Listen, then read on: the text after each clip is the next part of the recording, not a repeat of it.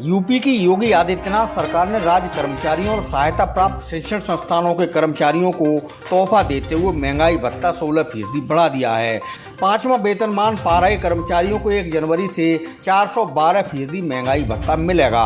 मुख्यमंत्री योगी आदित्यनाथ की सहमति मिलने के बाद अपर मुख्य सचिव दीपक कुमार ने इस संबंध में आदेश जारी कर दिए हैं। सरकार की ओर से कहा गया है कि महंगाई भत्ते का लाभ राज्य कर्मचारियों, सहायता प्राप्त शिक्षण संस्थानों, नगर निगम कर्मचारियों को मिलेगा।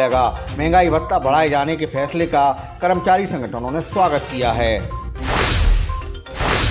बरेली पहुंचे यूपी सरकार के वित्त मंत्री सुरेश खन्ना ने विपक्षी दलों पर जमकर निशाना साधा। लोकसभा चुनाव के पहले विपक्षी एकता पर तंज कसते हुए वित्त मंत्री ने कहा कि इस तरह की उछलकूद तो पहले भी की गई थी, लेकिन कोई नतीजा नहीं निकला। सर्किट हाउस में विभागीय अफसरों के साथ बैठक करने के बाद वित्त मंत्री ने मीडिया से बात की। इस दौरान उन्होंने कहा कि भाजपा की नीतियां जन कल्याणकारी हैं, विपक्ष के पास मोदी के कद का कोई नेता नहीं है। जनता ने सपा बसपा को सत्ता संभालने का मौका दिया, लेकिन उम्मीदों पर खरा नहीं उतरने पर जनता ने उन्हें सत्ता से बाहर का रास्ता भी दिखा दिया।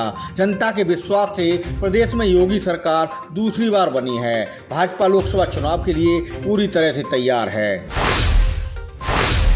बरेली की ऐतिहासिक और सांस्कृतिक विरासत सहेजने को पहली बार मनाया जा रहा नगर स्थापना दिवस आज से शुरू हो गया है। स्थापना दिवस 22 जून से 24 जून तक मनाया जाएगा और इस दौरान विभिन्न तरह के कार्यक्रम आयोजित होंगे। इसके लिए बरेली के प्रमुख चौराहों को आकर्षक ढंग से सजाया गया है। 23 जून को बुजुर्ग महिलाओं को नाथ कॉरिडोर के दर्शन कराए जाएंगे। पोस्टर मेकिंग और रंगोली प्रतियोगिताओं के आयोजन भी होंगे। पतंगबाजी के साथ फ्रीडम फाइटर और लोकतंत्र सेनानियों का सम्मान भी होगा। वसीम बरेलवी समेत बरेली की कई विभूतियों को सम्मानित करने का फैसला लिया गया है। उत्तराखंड के मुख्यमंत्री पुष्कर सिंह धामी गुरुवार को बरेली पहुंचे और एक विवाह समारोह में भाग लिया। उत्तराखंड में आरएसएस के प्रांत प्रचारक नरेंद्र सक्सेना की भतीजी का शादी समारोह बहेड़ी के भुरिया कॉलोनी में आयोजित किया गया था।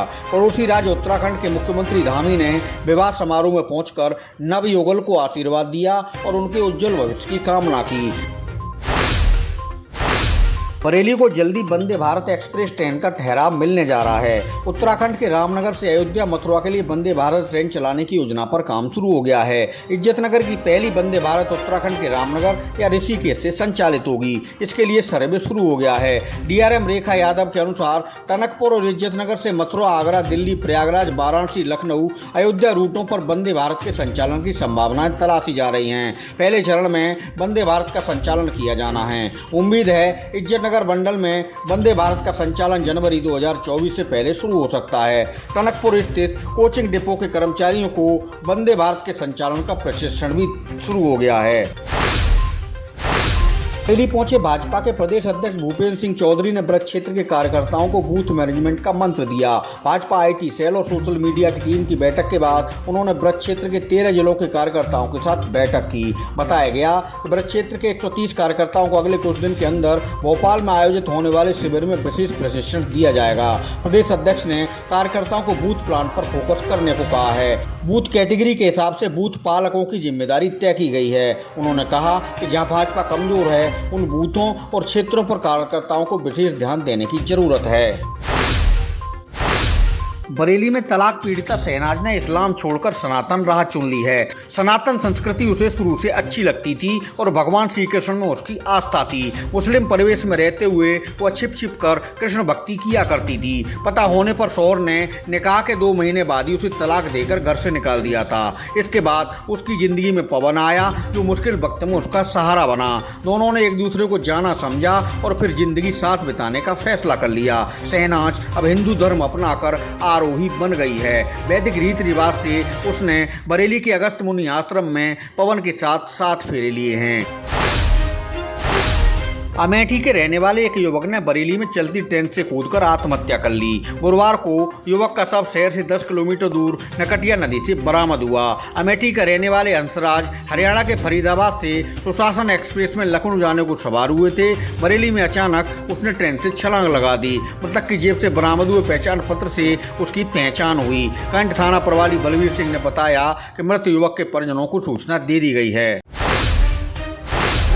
आदिपुरुष मूवी के विरोध में शिवसैनिकों ने बरेली में सड़कों पर उतरकर जोरदार प्रदर्शन किया। जुलूस की शक्ल में कलेक्ट्रेट पहुंचे शिवसेना कार्यकर्ताओं ने नारेबाजी की और आदिपुरुष मूवी पर प्रतिबंध लगाने की मांग उठाई। विरोध प्रदर्शन कर रहे शिवसैनिकों ने कहा कि आदिपुरुष मूवी के जरिए हिंदुओं की धार्मिक आस्थाओं पर प्रहार किया गया है। शिवसैनिकों ने राष्ट्रपति को संबोधित ज्ञापन प्रशासन को सौंपा।